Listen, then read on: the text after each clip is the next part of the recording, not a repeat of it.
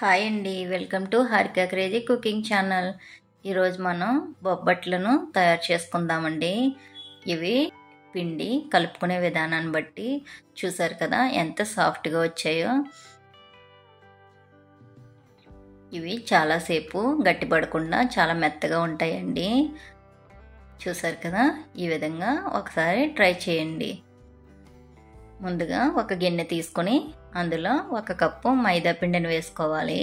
మీకు మైదా పిండితో ఇష్టం లేకపోతే గోధుమ పిండితో కూడా చేసుకోవచ్చండి.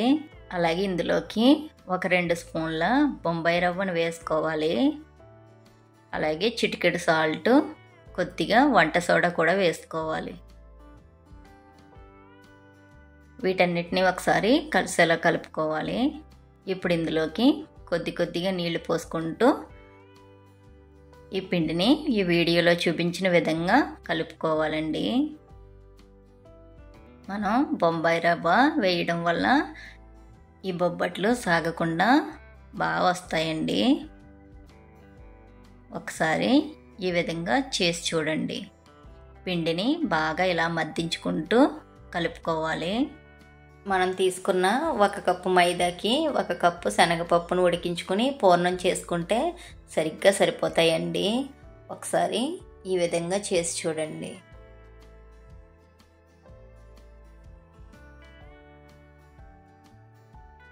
ఈ విధంగా చేతికి అంటుకునేలాగా పిండిని కలుపుకోవాలి.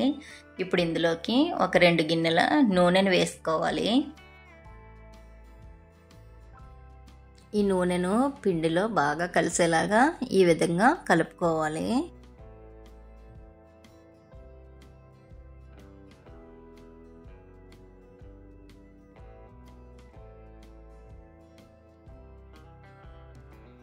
చూసారు కదా, ఈ విధంగా కలుపుకొని పైన కొద్దిగా 2 గిన్నెల నూనెను పోసుకొని పక్కన పెట్టుకోవాలి. ఈ విధంగా నూనె పోసుకోవడం వల్ల పిండి ఆరిపోకుండా బాగా నానుతుందండి. ఈ విధంగా 1 గంట సేపు పక్కన పెట్టుకోవాలి. ఒకవేళ మనం వంట సోడా వేసుకోవడం ఇష్టం లేకపోతే దీన్ని 2-3 గంటలు నానబెట్టాలండి. ఇప్పుడు శనగపప్పును 1 గంట ముందు నానబెట్టుకుని దీన్ని 1 కప్పుకి 2 కప్పులు నీళ్లు పోసుకుని 4 విజిల్స్ వచ్చేంత వరకు ఉడికించుకోవాలి. చూసారు కదా, ఈ విధంగా ఉడికిన తర్వాత దీన్ని ఒక జల్లెడలో వేసుకుని ఈ విధంగా వడకట్టుకోవాలి.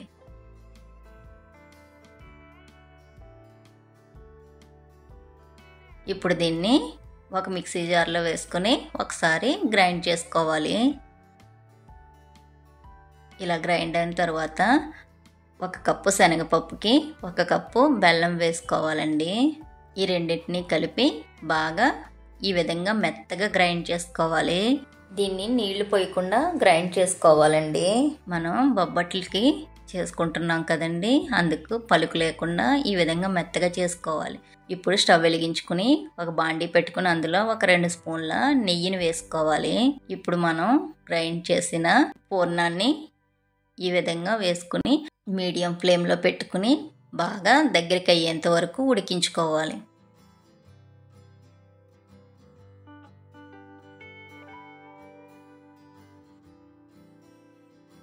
దీన్ని ఇలా తిప్పుతూ ఉడికించుకోవాలండి. ఇప్పుడు ఇందులో కొద్దిగా యాలకుల పొడి వేసుకుని దీన్ని కూడా బాగా కలిసేలాగా కలుపుకోవాలి. చూసారు కదా, ఒక 10 నిమిషాలకి ఈ విధంగా దగ్గరగా అవుతుందండి. ఈ విధంగా ఉడికించుకొని స్టవ్ ఆఫ్ చేసుకోవాలి. ఇది బాగా చల్లారేటప్పటికి ఇంకొంచెం దగ్గరగా అవుతుంది. చూసారు కదా, ఇది చల్లారిపోయింది. ఇప్పుడు దీన్ని చిన్న చిన్న ఉండలుగా చేసుకొని పక్కన పెట్టుకోవాలి. చూసారు కదా, ఈ సైజు ఉండలు చేసుకుంటే సరిపోతుంది. మీకు గనక ఈ బొబ్బట్ల రెసిపీ నచ్చినట్టయితే లైక్ చేయండి, షేర్ చేయండి, అలాగే మా ఛానల్ని సబ్స్క్రైబ్ చేసుకోవడం మర్చిపోకండి.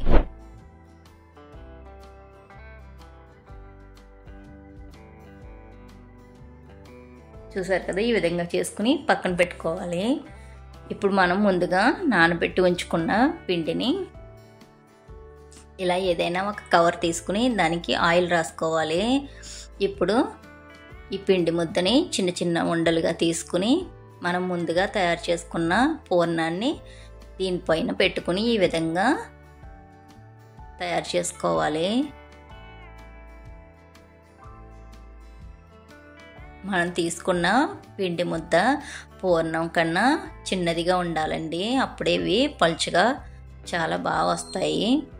మనకి ఎంత పలుచగా వీలైతే అంత పలుచగా ఒత్తుకోవాలి. చూసారు కదా, ఈ విధంగా ఒత్తుకుని స్టవ్ వెలిగించుకొని ఒక పెనం పెట్టుకోవాలి. ఆ పెనం పైన ఈ బొబ్బట్లను వేసి ఒక స్పూను నెయ్యి వేసుకుని కాల్చుకోవాలి.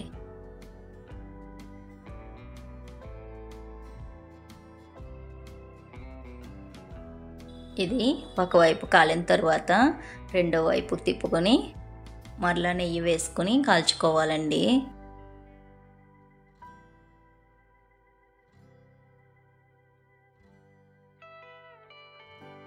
చూసారు కదా, ఈ విధంగా కాల్చుకుని దీన్ని ఒక ప్లేట్లోకి తీసుకోవాలి.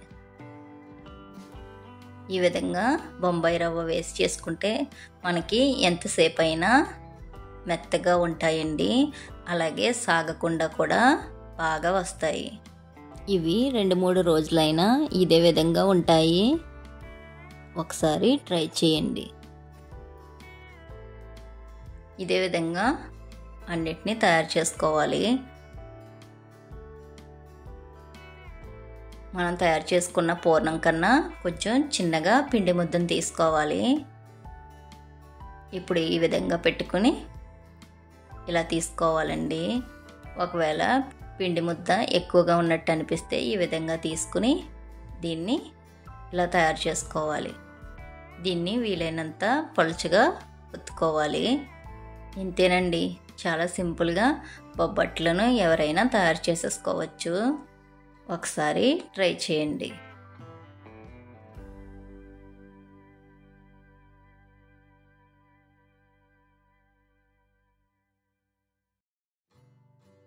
చూసారు కదా, దీన్ని కూడా పెనం పైన వేసి నెయ్యి వేసుకుని రెండు వైపులా కాల్చుకొని తీసుకోవాలి.